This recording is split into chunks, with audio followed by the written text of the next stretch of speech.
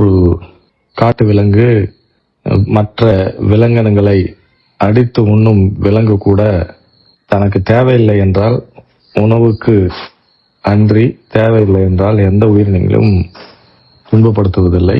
அன்போடும் கருணையோடும் தான் பார்க்குது. மனிதன் அடிப்படையில் அன்பானவன், கருணை மிக்கவன், தனக்கு தான் மட்டுமே போதும் என்ற நிலையில் இருப்பவன் உண்மையில பார்த்தா. அதனாலதான் ஏதோ ஒரு வகையில எல்லா விஷயங்களும், உலகியல் விஷயங்களும் நிறைவடைந்த பிறகும் அவனால் திருப்தி அடைய முடியல. ஏன்னா இந்த அன்பும் அமைதியும் கருணையும் விடுதலை உணர்வும் அவனுக்கு அடிப்படையில் இருப்பதால் அதை நோக்கி தான் அவனை பயணப்பட்டுக்கிட்டே இருக்கான்.